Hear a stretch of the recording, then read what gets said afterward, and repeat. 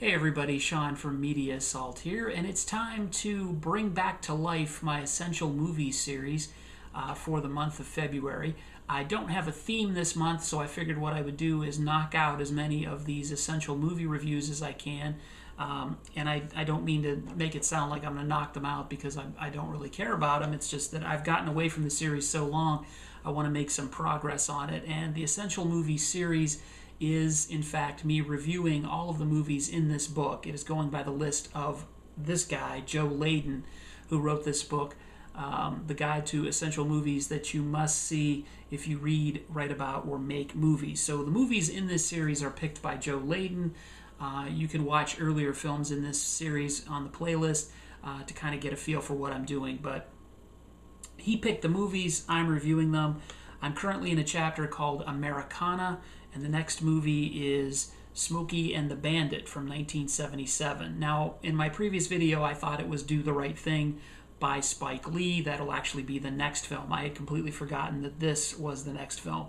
And that may be subconsciously because this is probably the first film in the list that Mr. Layden picked that I would disagree with as an essential film. I've reviewed 10 films so far in this, and I've seen the merits of all 10 of those films for whatever reason, for their inclusion on the list. This one is essentially a cartoon for grown-ups. It's a very basic plot with a really likable cast, but I don't know that I'd call it essential. But I will review it. It was directed by Hal Needham, who was himself a stuntman, and he was before making this film and continued to do some stunt work after making this film, along with making some other films like Hooper, The Cannonball Run 2, Stroker Ace. And aside from Hooper, none of those are really good films. Hooper is like Smokey and the Bandit, not a great film, but a likable film. Smokey and the Bandit is basically an excuse to string a lot of sort of comedic sketches together under the guise or taking place in a car or a moving vehicle. Different run-ins with different characters, different situations. But the plot is super simple to sum up. It's the bandit, who is played by Burt Reynolds, is challenged with a bet that he and his partner, the Snowman, played by Jerry Reed, cannot make it to Texarkana, Texas, to pick up a load of Coors beer and then bring it back to Georgia in 28 hours. It's supposedly a 900-mile trip, when in fact, I believe it is actually, in reality, a 665-mile trip. Apparently, the filmmakers didn't bother looking at a map or Google Earth in 1977.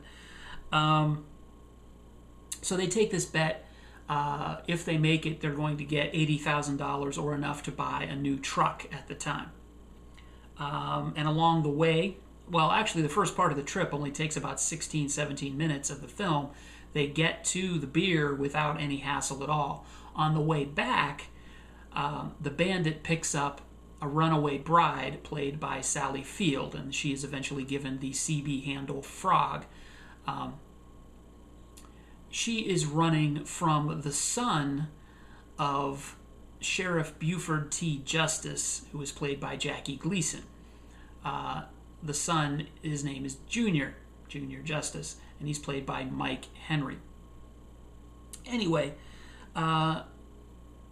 Buford T. Justice is horribly offended that Carrie, Frog, ran out on his son. So he's trying to get her back, but in the course of events of finding out where she has gone, because she's been picked up by the bandit, who is, running across state lines, breaking the speed limit, running down mailboxes, just basically pissing all over the law as he goes back to Georgia with this beer, Buford T. Justice has two chores to tackle or two goals in mind by getting this guy, basically arresting him for breaking the law and, of course, for offending him and disgracing his family. The performances in this film are really what make it as likable as it is. Burt Reynolds essentially, well, literally winks his way through the entire film. He actually breaks the fourth wall and looks directly at the audience on several occasions.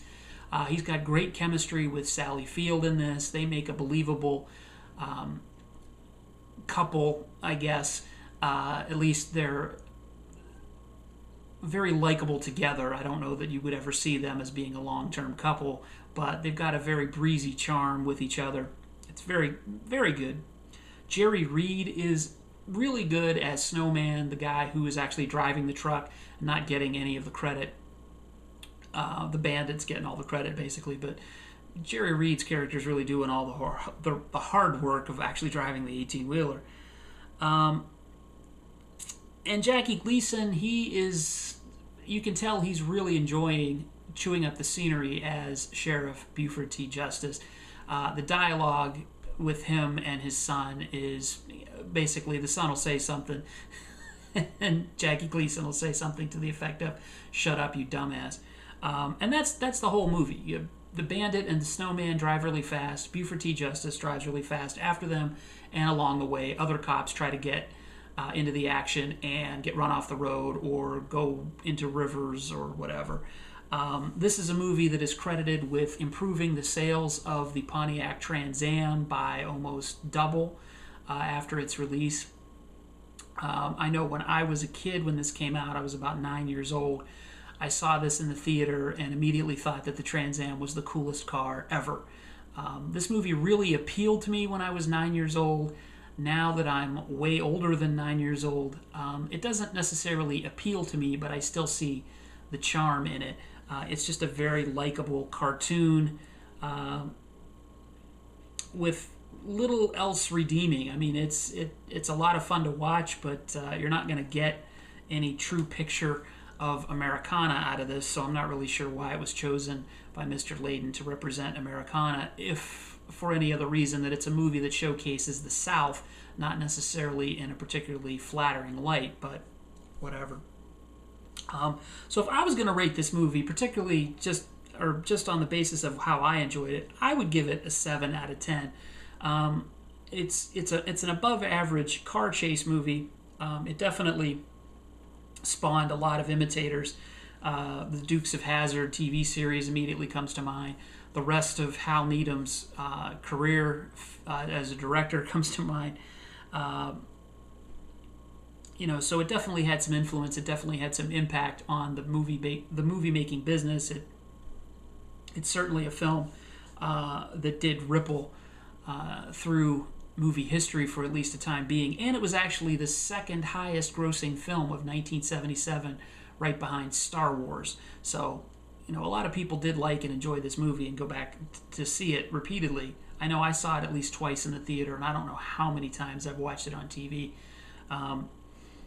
So there you go. That's my review of Smokey and the Bandit. Like I said, it's not a movie that I would have picked as an essential film, but I do recognize that it did have some influence on other films, some TV, and it definitely had an impact on Burt Reynolds' career as he essentially played the same character in the rest of his movies up to a point with that sort of wink-wink at the audience type of thing. And basically, any of the films that he made after this with Hal Needham were essentially parties captured on camera. So, that's it for Smokey and the Bandit. Stay tuned for episode 12 in the Essential Movies series, which should be following up very shortly. And that next time it will be Do the Right Thing from Spike Lee. So thanks again for watching, everybody. And feel free to comment, rate, and always subscribe if you haven't done so already. Thanks again for watching. See ya.